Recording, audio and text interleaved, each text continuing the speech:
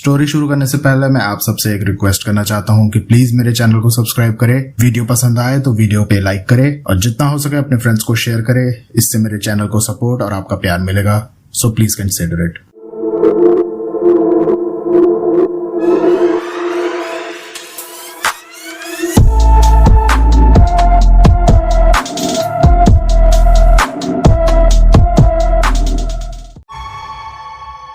दोस्तों नमस्कार, कैसे हैं आप सब। आज की कहानी शुरू करने से पहले बस एक छोटा सा डिस्क्लेमर है।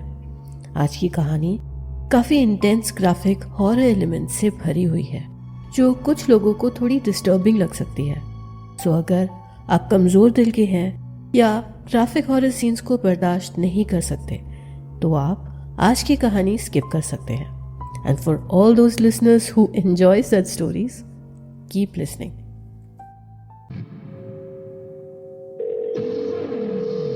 Hello hello, police station. Sir आपको मेरी आवाज़ सुनाई दे रही है? सर आप जल्दी से सिटी हॉस्पिटल पहुंचिए प्लीज़। सर मुर्दा घर से चीखें सुनाई दे रही हैं, डरावनी चीखें। अंदर एक डॉक्टर और एक असिस्टेंट है। हाँ, डॉक्टर मेहता और उनकी असिस्टेंट जाधव। हाँ सर, हम लोग दरवाज़ा बाहर से खोलने की कोशिश कर रहे हैं पर नहीं खोल पा रहे हैं।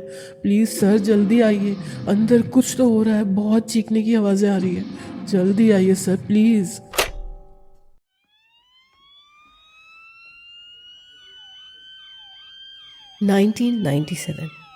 सर्दियों की एक कपा देने वाली सुबह के 4:30 बज रहे थे। सिटी हॉस्पिटल के कंपाउंड में जगह जगह पर पुलिस के लोग खड़े थे। पार्किंग में पुलिस की वैन्स की इमरजेंसी लाइट्स जल रही थी, पर सबसे ज़्यादा भीड़ मुर्दा घर के बाहर थी, हॉस्पिटल स्टाफ और पुलिस वालों की। यहाँ का नज़ारा किसी हॉस्पिटल का कम और किसी क्राइम सीन का ज़्यादा लग रहा था।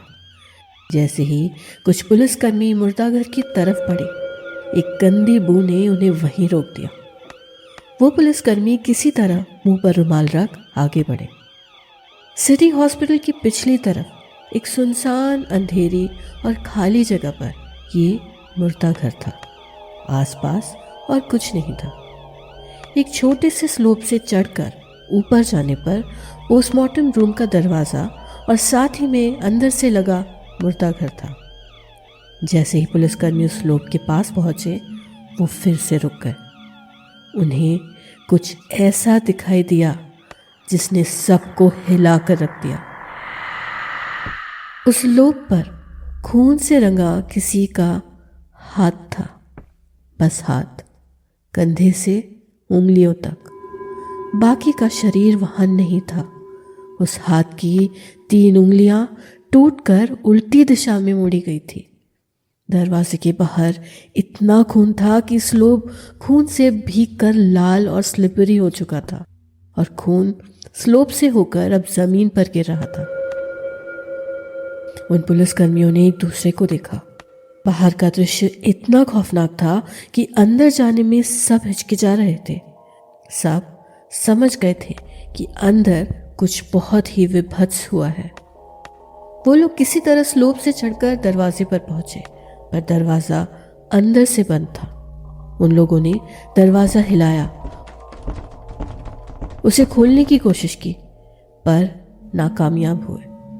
वो दरवाज़ा तोड़ने के बारे में सोच ही रहे थे कि अचानक दरवाजे की कुंडी अंदर से खुलने की आवाज़ आई और दरवाज़ा अपने आप हल्का सा खुल गया। जाओ चेक करो जल्दी, इंस्पेक्टर ने कहा। एक पुलिसकर्मी ने धीरे से दोनों दरवाजों को थोड़ा और खोला। उन्हें ऐसा लग रहा था कि कोई सिरफिरा अभी भी शायद अंदर ही होगा। दरवाज़ा पूरा खुलते ही एकाएक सड़े हुए इंसान के शरीर और ताज़ी खून की गंध का एक भपका उनसे टकराया। सब लोगों ने तुरंत रुमाल से अपना नाक ढक लिया। कुछ पुलिसकर्मियों ने अंदर जाकर चारों तरफ ढूंढा, पर अंदर कोई नहीं था। मुर्दा घर में एक ही दरवाज़ा था जिससे वो लोग अंदर घुसे थे। अंदर का नज़ारा डरावना था। चारों तरफ खून बिखरा पड़ा था। दीवार, फ्रीजर्स, दरवाजे, खिड़कियां, मेडिकल इक्विपमेंट्स, हर चीज पर खून था। जमीन खून से भीग कर लथपथ हो चुका था, इतना ज्यादा कि चलने पर पैर फिसल रहे थे। लाइट्स टूट गई थी और बस कॉर्नर की एक पुरानी ट्यूबलाइट में रोशनी थी और अंदर कोई नहीं था, जिंदा तो कोई नहीं। लाशों की दुर्गंध असहनीय थी। रूम के अंदर 3 पोस्टमार्टम टेबल्स थे। 2 पर सफ़ेद कपड़े में लिपटी लाश रखी थी और उनमें से एक लाश के ऊपर एक कटा हुआ सर रखा था, किसी आदमी का। वो सर खून से लथपथ था, बाल खून से गीले होकर मुंह पर चिपक गए थे। उसकी बड़ी बड़ी आंखें अभी भी खुली हुई थी, मानो किसी भयानक चीज को देखा था उसने। उस सर के नीचे की ओर से मांस के लोथड़े और स्किन टिश्यूज लटक रहे थे, जैसे किसी ने उस सर को बॉडी से उखाड़ कर अलग किया हो। उस सर से बहने वाले खून से ढकी लाश की सफेद चादर लाल हो चुकी थी। खून रिस कर अब जमीन पर गिर रहा था। पहले टेबल के पास जमीन पर किसी का शरीर पड़ा था, उल्टा और बिना सर का। उस आदमी ने डॉक्टर जैसा लैब कोट पहना था जो खून से लाल हो चुका था। एक पुलिसकर्मी ने तुरंत कोट पर लगी आईडी को चेक किया। वो लाश डॉक्टर मेहता की थी। उन लोगों ने पोस्टमार्टम टेबल पर रखी लाशों की चादर उठाकर चेक किया तो दोनों लाश ठीक कंडीशन में थी। सर, ये देखिए, असिस्टेंट। एक पुलिसकर्मी ने बॉडी फ्रीजर्स के पास की जमीन की तरफ इशारा करते हुए कहा। वहां फ्रीजर्स के पास जमीन पर एक शरीर का टुकड़ा पड़ा था, बिना हाथ और बिना पैर का। बस शरीर और एक बुरी तरह कुचला हुआ सर जो आधे से ज्यादा धड़ से अलग कर दिया गया था। बस एक पतली सी स्किन की टिश्यू से वो धड़ से जुड़ा हुआ था। हाथों पैरों की जगह मांस के लोथड़े और स्किन लटक रहे थे, मानो किसी ने कोई धारदार औजार से नहीं बल्कि उन्हें खींचकर उखाड़कर शरीर से अलग किया हो। दरवाजे के बाहर वाला हाथ शायद इसी बॉडी का है, पर बाकी के 2 पैर और एक हाथ कहाँ है? और ये कटा हुआ सर, ये बॉडी, ये सब देखकर तो यही लग रहा है कि किसी ने इन्हें शरीर से खींचकर अलग किया है। भला क्यों कोई किसी को इस तरह से मारेगा? इतना गुस्सा किस बात का? वैसे भी ऐसा करने के लिए बहुत ज्यादा ताकत की जरूरत है। इंस्पेक्टर ने कहा। सब शांत थे, हर कोई डरा हुआ था, ठीक से सोच नहीं पा रहा था। ऐसा विभत्स दृश्य इससे पहले शायद ही किसी ने अपने करियर में देखा था। लाशों का ऐसा हाल केवल जंगल में होता है, जब कोई आदमखोर जानवर किसी को उठा ले जाता है, पर ये तो एक हॉस्पिटल का मुर्दा घर था। तभी एक आवाज ने सबका ध्यान खींचा। कॉर्नर में रखे फ्रीजर्स में से एक फ्रीजर का दरवाजा अपने आप खुल गया। सब लोगों ने उस तरफ देखा। उस बॉडी फ्रीजर के अंदर कुछ था, बॉडी नहीं पर कुछ तो था वहां। कुछ पुलिसकर्मी डर से एक दूसरे को देखने लगे। पहले मुर्दा घर का दरवाजा, अब फ्रीजर का दरवाजा, सब अपने आप कैसे खुल रहे थे? कुछ लोग सावधानी से उस फ्रीजर की तरफ बढ़े। फ्रीजर के दरवाजे पर 3 नंबर लिखा हुआ था और फ्रीजर के अंदर जो रखा था उसे देख सबके पैर ठंडे हो गए। अंदर 2 कटी हुई टांगे और एक हाथ था, खून से लथपथ। फ्रीजर के डोर पर लाल स्किन के टिश्यूज चिपके हुए थे और अंदर इतना खून भर चुका था कि वो अब रिस कर बाहर जमीन पर टपक रहा था। ये कटा हुआ हाथ और पैर इस असिस्टेंट के ही लग रहे हैं, पर ये इस फ्रीजर में क्या कर रहे हैं? मुर्दा घर का दरवाजा अंदर से बंद था, बाहर आने का वही एक रास्ता है। हॉस्पिटल स्टाफ ने किसी को बाहर आते भी नहीं देखा, बस चीखें सुनी। तो फिर खूनी गया कहां? बहुत सारे सवाल है शिंदे, जैसे खूनी ने ये बॉडी पार्ट्स फ्रीजर में क्यों रखे, और वो कटा हुआ हाथ वो बाहर कैसे गया? यहाँ कुछ तो बहुत अजीब हुआ है। पुलिस इंस्पेक्टर ने परेशान होकर कहा। सर, ये जगह ठीक नहीं है। मैंने पहले भी सुना है इस मुर्दा घर के बारे में। कांस्टेबल शिंदे ने कहा। शिंदे, तुम जो कह रहे हो वो मैंने भी सुना है, पर वो सब एक अफवाह है और कुछ भी नहीं। जाओ, फॉरेंसिक्स टीम को बुलाओ और हॉस्पिटल स्टाफ का इंटरव्यू शुरू करो। जाओ। ये कहकर इंस्पेक्टर बाहर चले गए। बस ज्यादातर पुलिस कर्मचारियों को पता था कि कांस्टेबल शिंदे क्या कहना चाहते थे। बस सब चुप रहे और काम में लग गए। मुर्दाघर को सील कर दिया गया और मर्डर इन्वेस्टिगेशन शुरू की गई। पर हॉस्पिटल स्टाफ को पता था कि इस सब का कोई फायदा नहीं था, क्योंकि जिसने डॉक्टर मेहता और उनके असिस्टेंट जाधव को इस बेरहमी से मारा था उसे पुलिस कभी नहीं पकड़ पाएगी। बस इस बात की तसल्ली थी कि अब वो मनहूस मुर्दाघर सील हो जाएगा और हॉस्पिटल में किसी के भी साथ अब कोई अनहोनी नहीं होगी। वैसे ये सिटी हॉस्पिटल का मुर्दाघर हमेशा से ऐसा नहीं था। वहां कोई अजीब घटनाएं नहीं घटती थी। पर 1 साल पहले कुछ हुआ वहां, और वो मुर्दाघर एक ऐसी जगह में बदल गया जहां हॉस्पिटल स्टाफ रात में क्या दिन में भी जाने से कांप जाते थे। सबसे पहले उस मनहूस मुर्दाघर का शिकार बना राजू, जो एक वार्ड बॉय था और कई बार हॉस्पिटल की डेड बॉडीज को वो मुर्दाघर में रखने जाया करता था। एक दिन वो एक बॉडी को मुर्दाघर के फ्रीजर में रखने गया। दोपहर का वक्त था तो सब लंच ब्रेक पर थे। उसने जैसे ही देखा कि मुर्दाघर में कोई स्टाफ नहीं था, उसने लाश को स्ट्रेचर के साथ अंदर रख दरवाजे पर स्टाफ का इंतजार करना शुरू किया। चारों तरफ काफी सन्नाटा था। बस दूर से बीच बीच में हॉस्पिटल से आ रही सायरन और दूसरी आवाजें सुनाई दे रही थी। बस कुछ मिनट बीते होंगे कि अचानक उसे एक हल्की सी आवाज सुनाई दी। उसने मुड़कर अंदर देखा, पर अंदर तो कोई नहीं था। ज्यादा ध्यान ना देकर उसने फिर इंतजार करना शुरू किया, पर वो आवाज फिर से हुई, इस बार थोड़ी और जोर से। राजू ने इस बार डर डर कर पीछे मुड़कर देखा। ऐसा लग रहा था कि वो आवाज किसी फ्रीजर के अंदर से आ रही थी जहां लाश रखी जाती थी।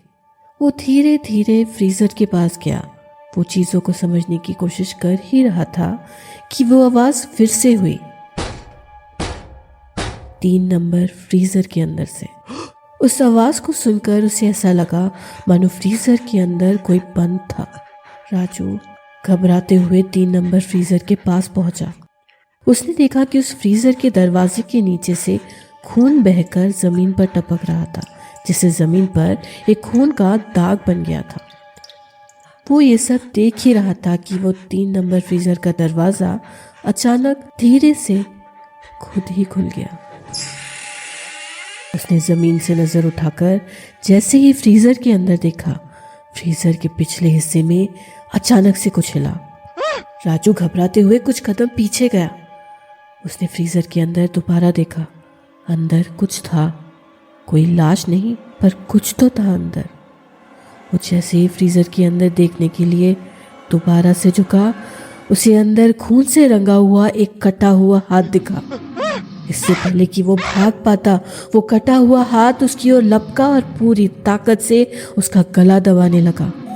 वो हाथ अपना जोर कसते ही जा रहा था उसके गले पर, और पूरे मुर्दाघर में एक विभत्स हंसी गूंजने लगी। राजू के पैर अब हवा में छटपटा रहे थे। वो कटा हुआ हाथ उसकी आंखों के सामने था, बस एक हाथ, और कुछ नहीं। उस हाथ का मांस कई जगह से गला हुआ था।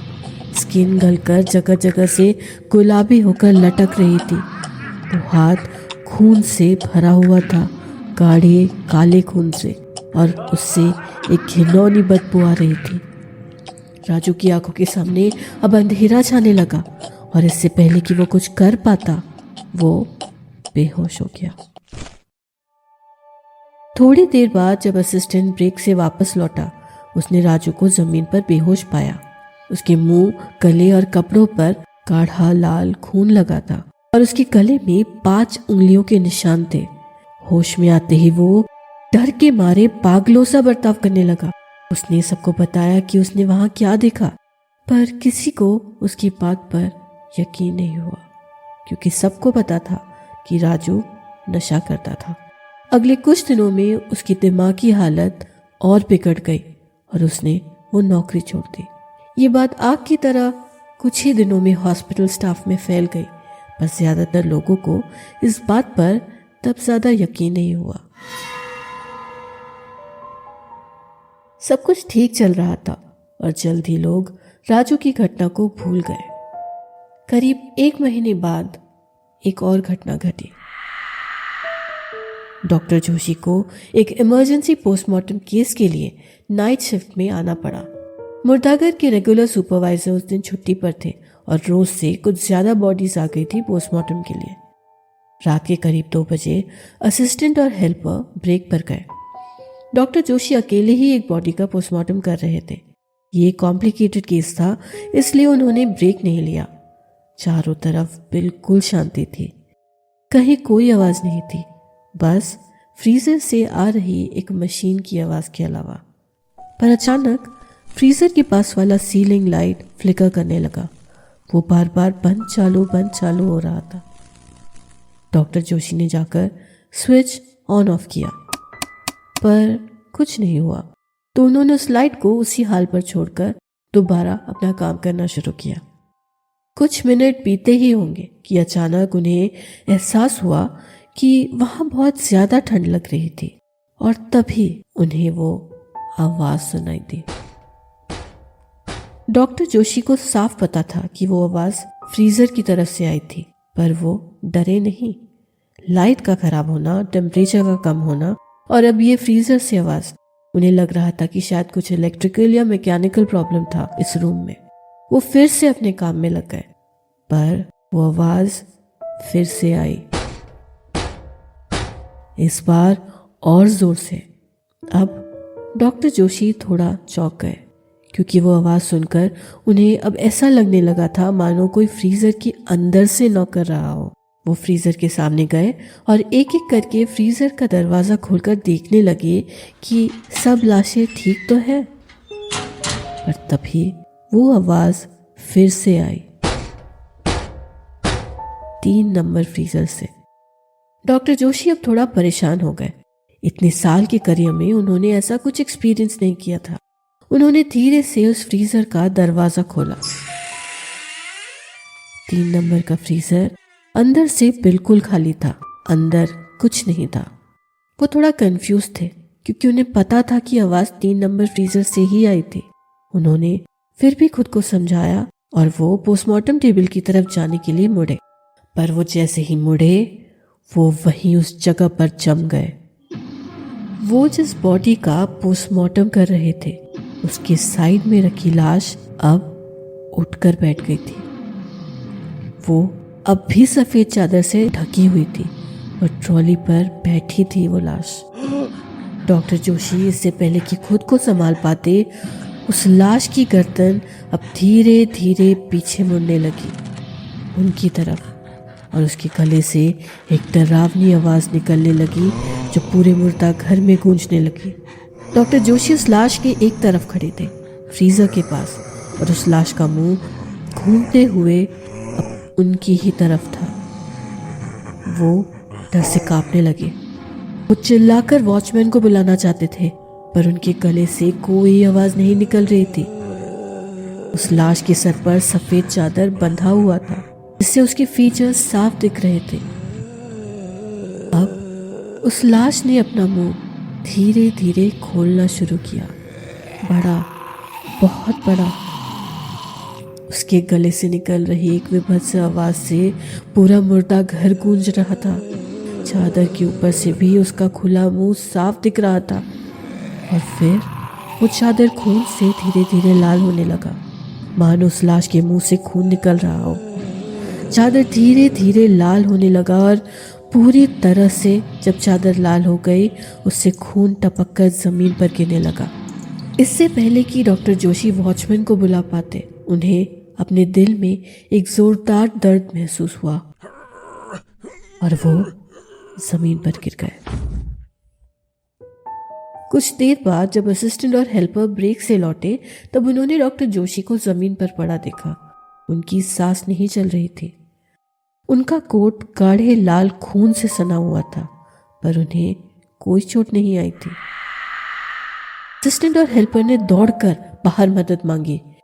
कुछ डॉक्टर्स आए, पर तब तक डॉक्टर जोशी की हार्ट अटैक से मौत हो गई थी। डॉक्टर जोशी के कोट पर लगे गाढ़े लाल खून को देख मुर्दा घर के वॉचमैन को राजू की घटना याद आ गई। वार्ड बॉय राजू, उससे भी तो कोई चोट नहीं आई थी, पर उसके शरीर पर भी गाढ़ा लाल खून था। उसने असिस्टेंट और हेल्पर को राजू वाली घटना वहीं खड़े खड़े सुना दी।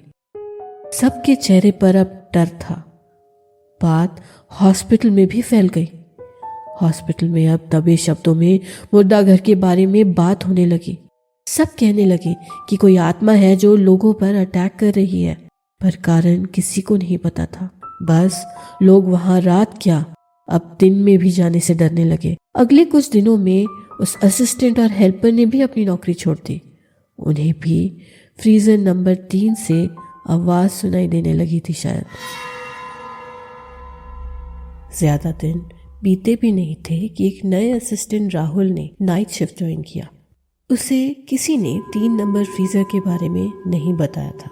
उसका पहला दिन तो ठीक से गुजरा, पर दूसरी रात जब वो अकेला कुछ पेपर वर्क कर रहा था, अचानक उसे एक आवाज सुनाई दी। रात के सन्नाटे में उसे समझने में देर नहीं लगी कि यह आवाज फ्रीजर से आ रही थी। पहले उसने ध्यान नहीं दिया, पर जब आवाज ज्यादा जोर से आने लगी तब उसे थोड़ा डर लगने लगा। वो अकेला था और उस वक्त सब ब्रेक पर थे। आवाज कुछ ऐसी थी मानो कोई फ्रीजर के अंदर बंद हो और नॉक कर रहा हो। वो उठकर फ्रीजर के पास गया। तभी 3 नंबर फ्रीजर का दरवाजा खुद ब खुद धीरे धीरे खुलने लगा। जैसे ही राहुल ने झुककर फ्रीजर के अंदर देखा, एक खून से सना हाथ फ्रीजर से रेंगता हुआ बाहर निकलने लगा। वो हाथ जगह जगह से कटा और गला हुआ था और उससे गाढ़ा लाल खून टपक रहा था। ये दृश्य देखकर असिस्टेंट राहुल के गले से एक चित्कार निकल गई। वो जमीन पर गिर गया।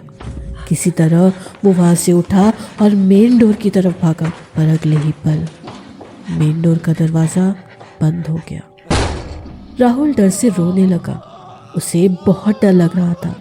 उसने डर डर कर अब फ्रीजर की तरफ देखा, पर फ्रीजर के बाहर कोई हाथ नहीं, बल्कि खून में भीगी हुई सड़ी गली लाश खड़ी थी।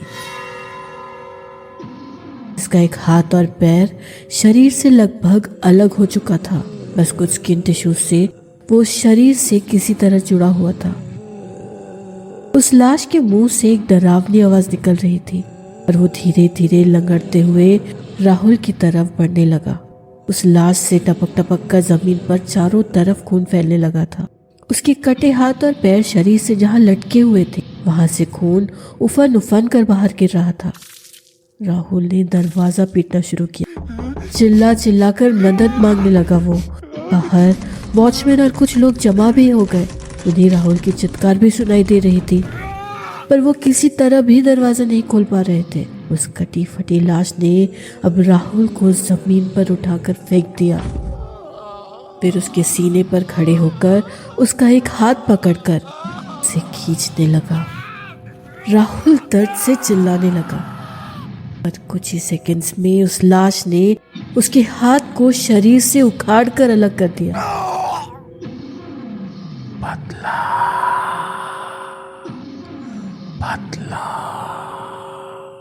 ये शब्द उस लाश के मुंह से निकल रहे थे। उस लाश की विभत्स हंसी पूरे मुर्दा घर में गूंज रही थी। राहुल खून बहने की वजह से बेहोश हो गया। बाहर वॉचमैन और दूसरे लोग दरवाजा खोलने की कोशिश कर रहे थे, पर कुछ नहीं कर पा रहे थे। पर अचानक दरवाजा खुद ब खुद खुल गया। जब वॉचमैन और उन लोगों ने असिस्टेंट राहुल की हालत देखी तो वो सब डर से कांप उठे। मुर्दा घर का जमीन खून से रंगा हुआ था। राहुल की सांसें चल तो रही थी, पर वो होश में नहीं था और उसके शरीर पर अपने खून के अलावा वही गाढ़ा लाल खून लगा था। राहुल को हॉस्पिटल में शिफ्ट किया गया और उसकी जान बच गई, पर वो उस हादसे से और अपना हाथ खोने से इतना ज्यादा सदमे में चला गया कि उसने कुछ ही दिनों में वो नौकरी छोड़ दी। हॉस्पिटल ने उसे एक हेवी कॉम्पेंसेशन तो दिया, पर कहा कि उसका हाथ एक्सीडेंटली मुर्दा घर में किसी इक्विपमेंट को हैंडल करते वक्त कट गया था। पर नौकरी छोड़ने से पहले राहुल ने अपने सुपरवाइजर को बताया कि उसने उस रात क्या देखा था और उसका ये हाल कैसे हुआ। सिटी हॉस्पिटल में चारों तरफ डर का माहौल बन गया, स्पेशली मुर्दा घर में, क्योंकि कोई कितना भी झूठ बोले अब सबको पता चल चुका था कि कौन बदले के लिए वापस लौटा था, कौन फ्रीजर नंबर 3 के अंदर से नॉक करता था। बस सब नौकरी खोने के डर से चुप थे। इस हादसे की वजह से पुलिस इंक्वायरी भी हुई और तब इस मुर्दा घर की बात हॉस्पिटल में ही नहीं पूरे शहर में फैल गई। ये घटना लोगों के दिमाग से निकली भी नहीं थी कि 2 महीने के अंदर डॉक्टर मेहता और असिस्टेंट जादव का सिटी हॉस्पिटल के उसी श्रापित मुर्दा घर में मर्डर हो गया। एक बहुत ही ब्रूटल मर्डर। इतने सारे हादसों और 2 मर्डर्स के बाद फाइनली एक इंक्वायरी बिठाई गई और उस इंक्वायरी में जो बात बाहर आई वो भयावह थी। 1 साल पहले इस मुर्दाघर के इंचार्ज डॉक्टर मेहता थे और जाधव उनके असिस्टेंट। एक रात एक एक्सीडेंट केस आया था हॉस्पिटल में, जिसमें जीवन नाम के एक जवान लड़के का हाथ और पैर ट्रेन के नीचे आने की वजह से कट गए थे। जब तक उसे सिटी हॉस्पिटल लाया गया उसकी पल्स काफी वीक हो चुकी थी और लगभग सांसें थम चुकी थी। बहुत सारा खून बह चुका था उसका। कुछ ही देर में उसे डेड डिक्लेयर करके उसे पोस्टमार्टम के लिए भेज दिया गया। मुर्दा घर में उसे फ्रीजर नंबर 3 में रखा गया। उस रात असिस्टेंट जादव की ड्यूटी थी और डॉक्टर मेहता किसी पर्सनल काम से बाहर गए थे, वो लेट आने वाले थे। जाधव अपना पेपर वर्क कर रहा था कि तभी उसे फ्रीजर नंबर 3 के अंदर से नॉकिंग की आवाज सुनाई दी।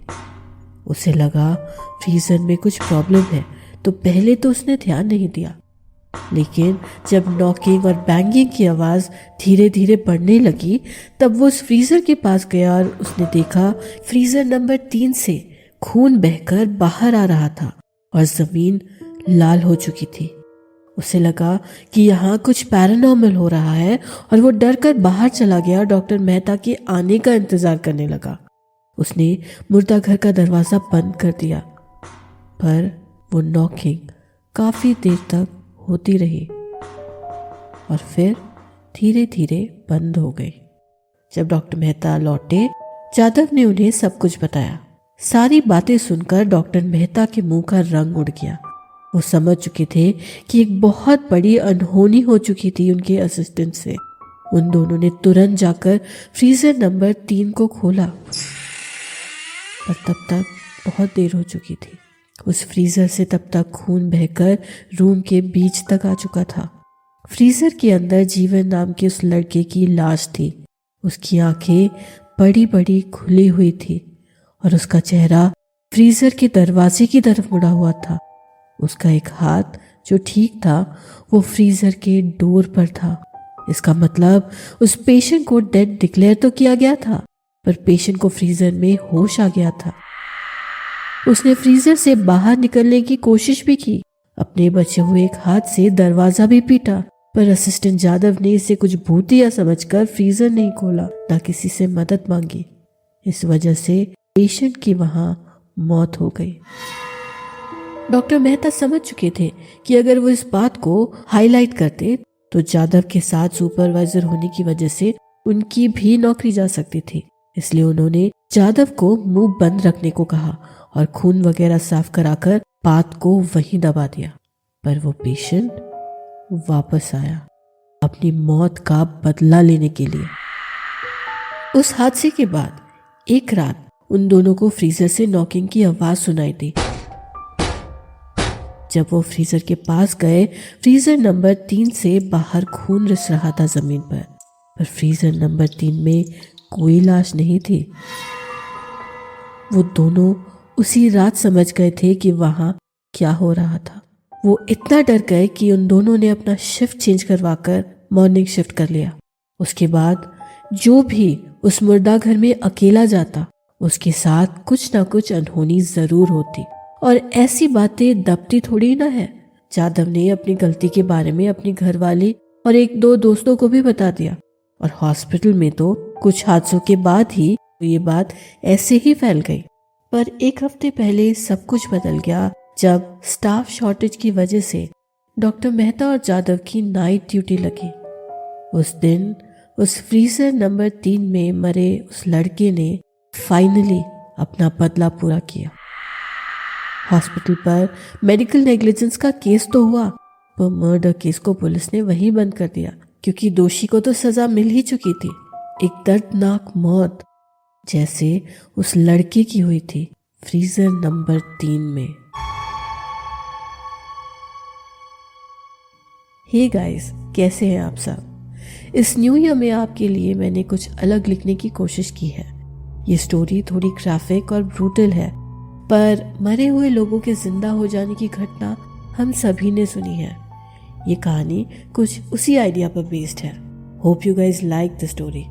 वैसे अगर आप अपनी फैमिली के साथ घटी कोई घटना हमारे साथ शेयर करना चाहते हैं तो do reach out to us on WhatsApp by leaving a hi और अ वॉइस नोट ऑन 9767916545। आप हमें इंस्टाग्राम में भी डीएम कर सकते हैं, लिंक डिस्क्रिप्शन में है। All those people who already shared your stories, आपकी कहानी February 1st वीक में आने वाली है हमारे मंथली आप बीती सीरीज में, सो वेट फॉर इट। और हाँ, फाड़ू फ्राइडेज का नया एपिसोड भी लाइव हो चुका है, उसका लिंक भी डिस्क्रिप्शन में है। So go ahead and show your love on that episode guys. वैसे हमें रेटिंग्स देना और फॉलो करना मत भूलिएगा। अगले हफ्ते एक क्रीपी ओरिजिनल स्टोरी के साथ वील बी बैक। मैं हूँ मंजुला और आप सुन रहे हैं स्पूक कास्ट अवी और मंजुला के साथ। सुनते रहिए स्पूक कास्ट अवी और मंजिला के साथ।